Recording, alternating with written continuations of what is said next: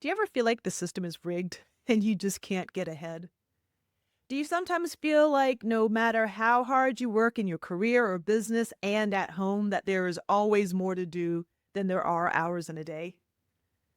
Or do you sometimes dream of making some big changes in your life, but you're afraid you might make a bad decision and blow up the delicate high wire act you're walking?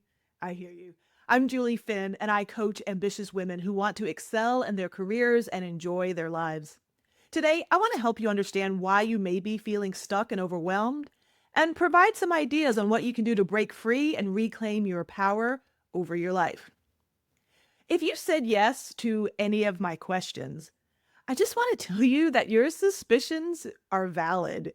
Let's quickly dive into 10 of the reasons you may be feeling this way and why it's not your fault.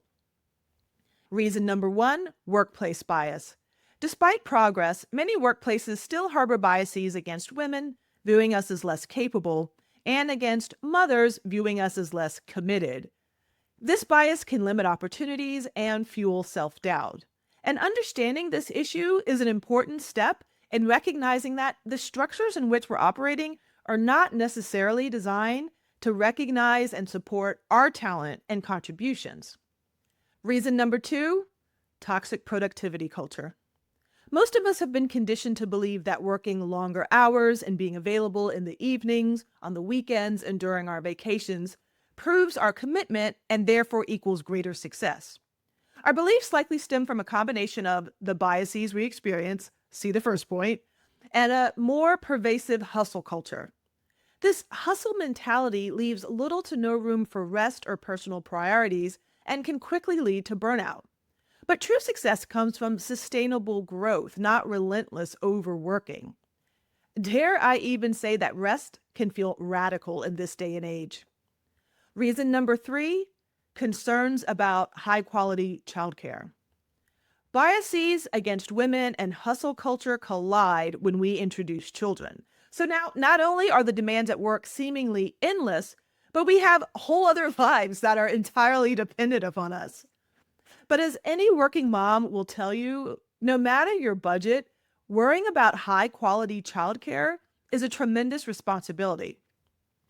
If you layer on top of that the huge cost associated with most childcare options, from daycare to nannies, then it's easy to see how the precarious nature of access to affordable, high quality childcare can set working parents, especially working moms who bear the majority of the concern and responsibility for securing childcare. You can see how that sets us up. It's like another building block of a system that was not built to support our professional success.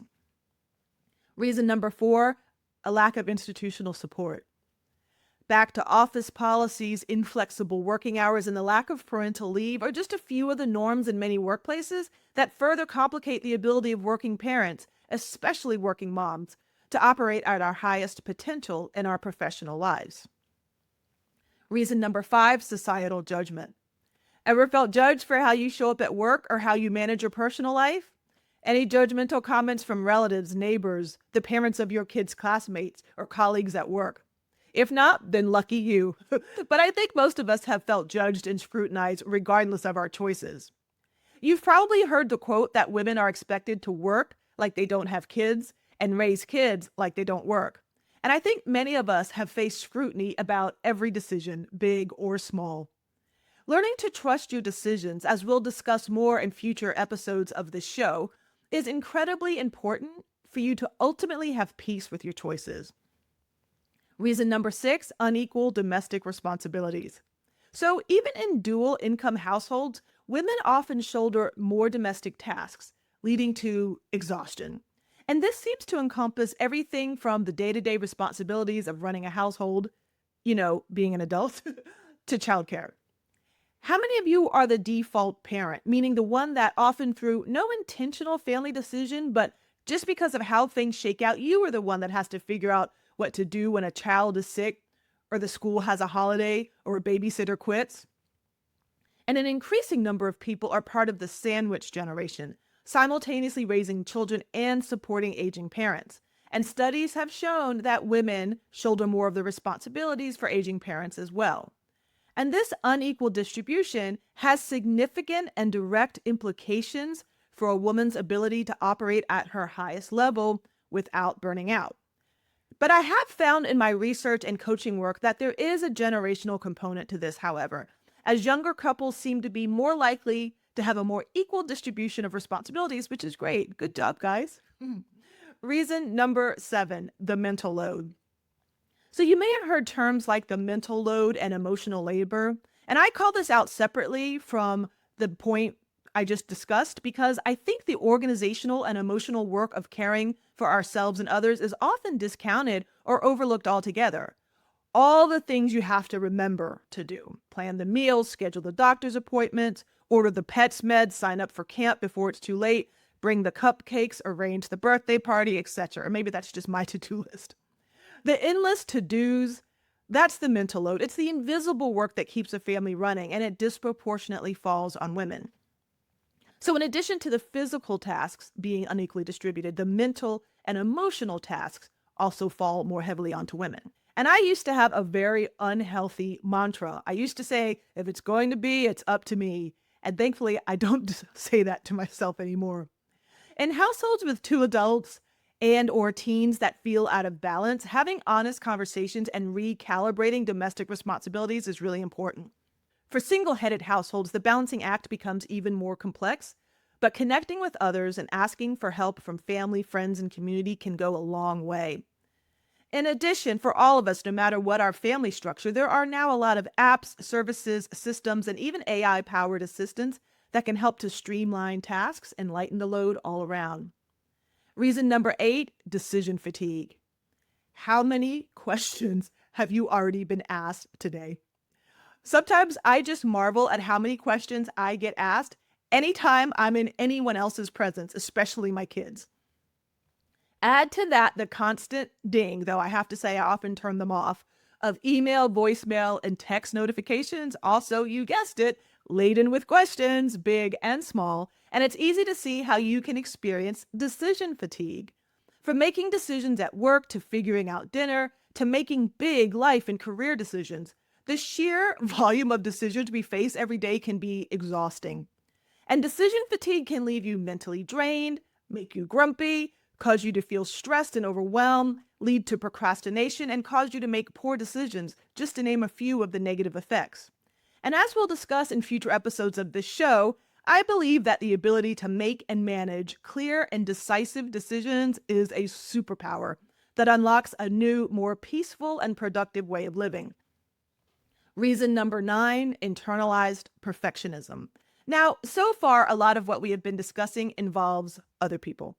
This one is for you and me. And I would argue that the reason we feel this way and do this to ourselves is likely because of other people, particularly people in our childhood. But it's a beast that we continue to feed and nurture. And this beast is the internalized perfectionism. Now, before you declare you were not a perfectionist, let me just ask you a few questions. Do you struggle to make decisions, spinning your wheels round and round with what ifs? Do you say critical things to yourself, particularly things you wouldn't dare say to someone you cared about? Do you question yourself and your choices? If you said yes to any of these, you may be dealing with internalized perfectionism. Decades ago, when I started to confront my own internalized perfectionism, I used to say that anyone that saw the clutter in my house, the pollen on my car, and the mess on my desk would clearly see that I am not a perfectionist. I used to, and may I say wrongly, believe that perfectionism meant that I tried to make everything perfect. But what I discovered is that many of us, particularly the ambitious high achiever types, are what I call selectively perfectionist. We try to optimize decisions that matter to us, so usually those involving careers, children, and finances. Now, this is not to say that we should be reckless with any of those things, but perfectionism can keep you stuck, afraid to make a wrong decision, and then beating yourself up for any decision that you later deem to be a bad one, even decades later. And studies have shown the link between perfectionism and burnout. And we'll talk more about perfectionism in future shows, but I wanted to flag it here so that you can begin to see how this can make you feel stuck and overwhelmed. And reason number 10, fear of letting others down. Do you have trouble saying no? Do you have trouble making or keeping boundaries? Do you often stress and worry about what other people think about you? If so, you may have some fears of letting other people down. Now, it's important to be dependable and it's great to be helpful. These are great characteristics. But many of us worry so much about what other people think that we're afraid to say no. No to the invitation, the volunteer request, or even the extra requests at work that won't move the needle. Many of us fear that we'll disappoint our boss, our partner, or our children if we say no. And truthfully, sometimes we will, but sometimes we won't. But in order to get unstuck and stop feeling overwhelmed, we have to learn to create and maintain kind, but as my friend calls them, righteous boundaries. So, what I hope you can see from these 10 things is that it's not you, it's the system. It wasn't built for us. All of the hard work studying, making good grades, going to good schools, and getting good jobs, that was supposed to give us freedom and autonomy to live life how we wanted to. But instead, most women I encounter feel stuck, overwhelmed, and dissatisfied. And I would argue that what they lack is freedom. Freedom to operate at their highest potential, to make the impact they desire, to show up for their families and friends the way they want to, and freedom to take care of themselves. The more time I spend with amazing professional women, I'm reminded of their dreams. Do you have dreams? Or maybe you did earlier in your career, but busyness, responsibilities, and overwhelm perhaps have choked them out. What did you dream about that drove you to work so hard and make the sacrifices you have made? What did you dream about that made you take care of yourself, do your homework, save your money, sacrifice that weekend to get work done? Did you dream about doing meaningful work that used your skills and talents while also making you the money to support the lifestyle that you and your family deserve? Or did you dream about having free time to spend with an interesting and fun partner, laughing, eating, and perhaps traveling together? Did you dream about having a family, kids that you could nurture and raise? Did you dream about having a healthy body and an active lifestyle where you felt strong, rested, and resilient? Did you dream about having enough money to pay for a nice home, travel, kids' education, and a comfortable retirement? If you did, you're not alone. These were my dreams and are the dreams of countless women I've encountered on my journey. When did they all start to feel a little out of reach? I mean, was it when the hours in the office and the demands for evening and weekend work seemed to grow? Or perhaps it's when traveling for work became a more regular occurrence? Was it when the shocking expense of childcare finally sank in and became a reality? Maybe it was when the cost of housing seemed to skyrocket. When the hours to take care of life, home, children, food, aging parents, struggling friends, siblings, etc., seemed to consume every waking hour that wasn't already spent at work, getting to and from work, or thinking about work. When a comfortable life as you defined it seemed to require two professional salaries as even an entry point. Or maybe it's when you realize that doing work that you love and that has the impact that you care about may not pay you enough to cover all of your expenses. Or maybe when you realized that you might be paid less than others you work with and penalized for having personal responsibilities on your plate. I'll be honest, that makes me sad and a little bit mad.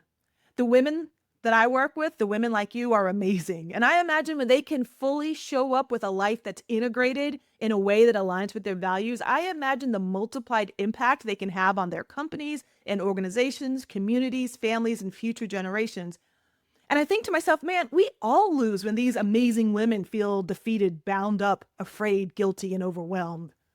And the more I thought about it, I realized that my clients, people like you, are often just one decision away. You may be one decision away from changing your life, from doing work you love, making the money you deserve, having time for yourself and the people you care about. So why don't we make that one hard decision? Because the stakes are very high and it feels intensely scary. That's why. And we're not cowards, we're realists. We understand that the demands at work are real. The job market is real. The mental load is real. Obscenely expensive childcare costs are real. People judging us for choices we make is real. Being penalized at work for taking time off to focus on our family is real. And maybe not being paid what you're worth is real. But then I realized, you know what else is real? Your talent, your work ethic, your creativity, your resilience, your worth, your impact, your dream. What we need is kind of simple. What we're asking for, what we're looking for is freedom, freedom to be all that we were made to be. So, how do we create that freedom? Well, I think our freedom manifesto is something like this. To be free, you need to define your own destiny, bet on yourself, never give up, make bold decisions, be purpose driven, have a thankful heart, and love your life. This reminds me of my favorite case study in business school. And while we learned about many amazing business innovations, challenges, successes, and failures, can you guess what my favorite case was about? Mary Kay Ash. Have you heard of her? She founded Mary Kay Cosmetics, and what I loved about her was her story. A divorced mom of 3 in the 1960s who had been passed over for promotion multiple times despite outperforming her male counterparts while raising 3 kids, I might add. So when it was time for her to retire from the company for which she had worked for 25 years, she had a decision to make. Should she sail off into the sunset with her savings and live a quiet life? Or should she go after the dreams that felt crushed by her unfair treatment by her employer? She was one decision away, and she decided to bet on herself. Mary Kay Cosmetics was started with her own capital and one product. But what is unique about Mary Kay, beyond her amazing backstory, is that she ran her business her way, which was very women-driven and women-oriented. Her sales model used small home parties where each woman was encouraged and guided by a friend.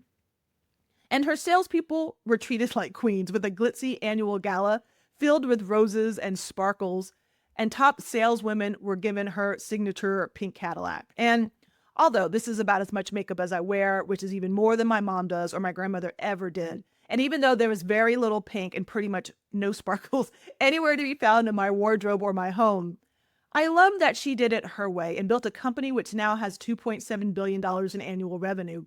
And I love that she left a legacy.